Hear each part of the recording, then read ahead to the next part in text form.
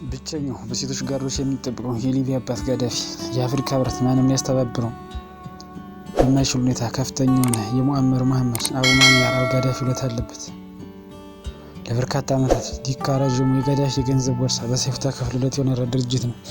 ጋዳፊ ለህብረቱ በየዓመቱ $40 ሚሊዮን በላይ እያዋጣ 1/3 የሚሆነውን የአፍሪካ ሀገራት የበጀት መዋጮ ድርሻ ይሸፍኑ ነበር።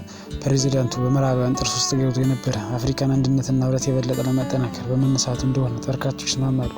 አለመሆኑ ጋዳፊ ማን ነበሩ? በአፍሪካ የመሪዎች ታሪክ ውስጥ ስማቸው ሳይጠቀስ አያልፍም። በመድረኮች ላይም ቆመው ሲያወሩ ሰውን የመሳብ አቅም የነበራቸው ኮስታራ፣ ቆራጥና ደፋር መሪዎችም ናቸው።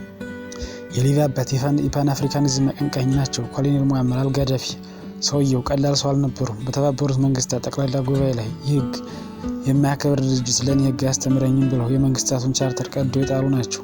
የዓለም መሪዎች ስለ ማርቲን ሉተር ኪንግ ግድያ፣ ስለ ጆን ኤፍ ኬኔዲ ግድያ የተቀነባበረ እንደሆነ ያፋጠጡ የጸጥታው ምክር ቤት ራሱ የአሸባሪዎች ስብሰባ መሆኑን የተናገሩ ደፋር መሪ ነበሩ። የውጭ ግንኙነታቸውን የግብጽ ጋመል አብዱል ናስር የፓን አረባኒዝም ፍልስፍና በመከተል የጀመሩት ጋዳፊ አረቦች በአንድ መንግስት ስር ለማስተዳደር ሌት ተቀን ደክመዋል። በእርግጠኝነት ለመናገር ጋዳፊ መልአክ ነበር። ነገር ግን ምዕራባውያን ተይዘው የነበሩ ለሊቢያ የነዳጅ ተቋማትን ለመንግስታቸው ገቢ በማድረግ ሊቢያውያን ተጠቃሚ ያደረጉ የዜጎችን ኑሮ ማሻሻል ያስቻሉ ናቸው። ለዚህም ሊቢያውያን ምስክር ናቸው። ከጥቂት ዓመታት በኋላ ማንኛውም የሊቢያ ዜጋ ወደ ፓሪስ፣ ለንደን፣ ኒውዮርክ ወይም ለኑሮ ውድ ወለዶች ወደ ሞስኮ የሚሄድበት በስደተኝነት ሳይሆን በትላልቅ ሞሎች ተገኝተው ሾፕ ለማድረግ ነበር። እንደ አውሮፓውያን አቆጣጠር በ1951 ሊቢያዎች ከዋና ዋናዎቹ የአፍሪካ ሀገራት ተርታ የምትመደብ ምስኪን ሀገር ነበረች። ይህችን ሀገር አንድ ሙአመር ጋዳፊ የተባለ ባለራዕይ መሪ ከስሯ መሰረቷ ለውጦ ታሪኳን ገለበጠው። ወደ ስልጣን እንደመጣ የጦር ሰፈራቸውን ነጥቆ ከሀገራቸው ባባረራቸው በአሜሪካ፣ ፈረንሳይና እንግሊዝ የሚዘወሩ የምዕራባውያን ሚዲያዎች በሙአመር ጋዳፊ ላይ በለጠፉት የአምባገነንነት ስያሜ ዓለም በሚያውቀው ጋዳፊ ድሃ ህዝቡን ከድህነት ማጥ ውስጥ ሰው በቅንጦት ማኖር ቻለ። እናም በዚህ መሪ አገዛዝ ዘመን ከእንግዲህ በሊቢያ ምድር እንኳን ሊታሰብ የማይችሉ ነገሮች ለዜጎቹ ይደረጉ ነበር። ጥቂቶቹን ብንጠቅስ እንኳን አሁን በየደቂቃው የሊቢያ ዜጎች እየሞቱበት ያለውን መሬት ለማረስ የፈለገ አንድ የሊቢያ ዜጋ ማድረግ ያለበት እጅና እግሩን ይዞ ጉዳዩን ወደሚመለከት የግብርና ቢሮ መሄድ ብቻ ነው። ከዛም ምን ያህል መሬት ማልማት እንደሚፈልግ ተጠይቆ ለእርሻ የሚሆነውን ለም መሬት፣ የሚኖርበትን ቤት፣ ለእርሻ ስራ የሚያገለግሉ ሙሉ መሳሪያዎችን የላንዳሽ ክፍያ ይሰጠው ነበር። አሁን ደግሞ ሊቢያውያን በዚህ መሬት ላይ በየደቂቃው ይሞታሉ፣ ይገደላሉ። እንዲህም እንደዛሬው ለሊቢያውያን መኪና ቅንጦት ከመሆኑ በፊት አንድ ዜጋ የፈለገውን አይነት መኪና መንዳት ከፈለገ የመኪናው ዋጋ ግማሹ የሚሸፈንለት በሀገሪቱ መንግስት ነበር። እድሜ በጥላቻ ላበዱ ጭፍን ተዋጊዎች ዛሬ ለሊቢያ አዲስ ጫማን ብርቅ ነው። ዛሬ አንዲት የሊቢያ እናት የምታስበው በየጎሳ አለቆች በየደቂቃው የምትተኮስ አዳፍኔ ከነ ልጇ ሳትሞት በሰላም ካራሴት እንድትወጣ ነው።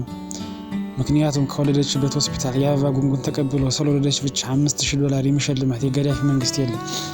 ዛሬ ለሊቢያውያን ሕክምና የሚሰጡ ሆስፒታሎች ወደ መሳሪያ መጋዘንነት፣ ወደ ጦር ካምፕነት ተቀይረው ሊቢያውያን የሚታከሙበት ቦታ ከማጣታቸው በፊት አንድ የሊቢያ ዜጋ ከታመመ ከአረቡ ዓለም ከአፍሪካ ተወዳዳሪ የሌለው ሆስፒታሎች ታክመው ጤንነቱን ሊመልስ ካልቻለ መንግስት ሙሉ ወጪውን ሸፍኖ በውጭ ሀገራት የሚያሳክመው ሲሆን በሕክምና ላይ ባለበት ወቅት በወር $2300 አንዳንድ ቦታዎች የሚንቀሳቀስበት መኪና የሚመደብለን ነበር። በሊቢያ ሚዲያዎች መንግስት ምን ያህል ነዳጅ ወደ ዓለም ገበያ እንዳቀረበ ሲዘገብ ሁሉም ዜጋ ኳልኩሌተር አውጥቶ ወደ አካውንቱ ምን ያህል ብር እንደገባለት ከመንግስት ጋር ይተሳሰባል። ምክንያቱም የሊቢያ መንግስት ለውጭ ገበያ ከሚያቀርበው እያንዳንዱ ወደ ነዳጅ ሽያጭ ከሚገኘው ገቢ ላይ በእያንዳንዱ የሊቢያ ዜጋ የባንክ አካውንት በየጊዜው ይገባለት ነበር። ጋዳፊ በዓለማችን ግዙፍ የሆነ የመስኖ ፕሮጀክት ቀርጾ ተግባራዊ አድርጎ ነበር። ይህም ሰው ሰራሽ እንጂ በአገሪቱ በበረሃማ አካባቢዎች የሚገኙ ዜጎች እንዲጠቀሙበት የታለመ ሲሆን ስሙም ዘ ግሬት ማን ሜድ ሪቨር የተሰኘ የጀመረ ጀግና መሪ ነው።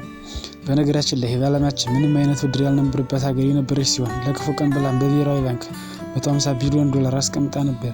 የጋዳፊ አመጣጥ ለምዕራባውያን ያደረው በንጉስ እድሪስ በምትመራው ወቅት ሊቢያውያን በችጋር እየተቆሉ እንድሪስን አምባገነን ያለው አልነበረም። የሊቢያን የነዳጅ ሀብትና ከዚህም አውጥታ የምታገኘውን ገቢ የዜጎቿ ነው ያሉት ጋዳፊ ግን በተዘዋዋሪ ቅኝ አልገዛም አለና በአንድ ቃል ብዙ አሉት፣ ተረባርበውም ጣሉት። ከሁሉም የሚገርመው አፍሪካውያን ያለ በላይ ጠባቂ ታላቅ እንዲሆኑ ብዙ መድከማቸው ነው። ዩናይትድ ስቴትስ ኦፍ አፍሪካ የተባለ አንድ ሀገር ለመመስረት የጀመረው ታላቅ ህልም በምዕራባውያን ጥርስ ያስገባቸው ጋዳፊ አፍሪካውያን እስከመቼ ለስልክ፣ ለኢንተርኔት፣ ለቴሌቪዥን የነጩ ሳተላይት ይጠቀማሉ የሚል ሳተላይት አምጥቀዋል። በተለያዩ አፍሪካ ሀገራትን በርካሽ ዋጋ የቴሌኮም አገልግሎት ስራን አስጀምረው ነበር።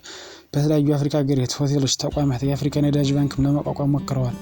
ማሊ፣ ቻድ እና ሱዳን ላይ በግብርናው ዘርፍ ያደረጉት እንዲሁም በአፍሪካ እንደ አንድ ህዝብ እንደ አንድ የመገበያያ ገንዘብ እንዲኖር የሞከሩ ነበሩ። ጋዳፊ ከመሞቱ በፊት የአፍሪካ ህብረት መሪዎች ጉባኤ የሆኑ ለሱ የመጨረሻው ስብሰባ የሆነው ስብሰባም አልታደመም፣ አልተሰበሰበም ነበር። ለምን ተሰበሰባለህ? ሂጄ ምንም ነገር ወደ ተግባር መለወጥ የማይችሉ ምዕራባውያንና አሜሪካን ሳልጠይቅ ሚስት ማግባት አልችልም የሚል ስነልቦና ያላቸው የአፍሪካ መሪዎች ጋርም አልተሰበሰበም ነበር ያለው። ስለ ምዕራባውያን ማንነት፣ ስለ አሜሪካ ማንኛውም ነገር ሲነገሩ የሚያማቸው መሪዎች ናቸው በአፍሪካ ህብረት ላይ የሚሰበሰቡት። ስለዚህ ማውቃቸዋለሁ። 32 ዓመት የጋራ ጥምር ጦር እንገንባ፣ ኒውክሌር በጋራ እናምርት፣ የጋራ መገበያያ ገንዘብ እንፍጠር፣ የጋራ መገበያያ ቋንቋ መርጠን እናድርግ፣ ምዕራባውያን በዚህ እንታገላቸው ስትላቸው እጃቸውን አገጫቸው ላይ አድርገው ከማየት ውጭ ልመና እንደሙያ ወርሰው ከሚኖሩ መሪዎች ጋር አልሰበሰበም። ለሰላምታን ከሆነ የሁሉም ሀገር መሪዎች ስልክ አለኝ፣ ደውዬ ሰላምታ መጠየቅ እችላለሁ ነበር ያለው ጋዳፊ። በዛ በጨለማ ዘመን የምዕራባውያን ማንነት ተረድቶ በየመድረኩ ፊት ለፊት ከተናገረ በኋላ ጥርስ ተነክሶበት በኔቶ ጥምር ጦር የተገደለ ምርጥ የአፍሪካ መሪ ነበር። አፍሪካን በዝዞና አቆርቁዞ የመክበር አጀንዳ የሚታገል ደፋር ሰው አፍሪካን አጥታለች።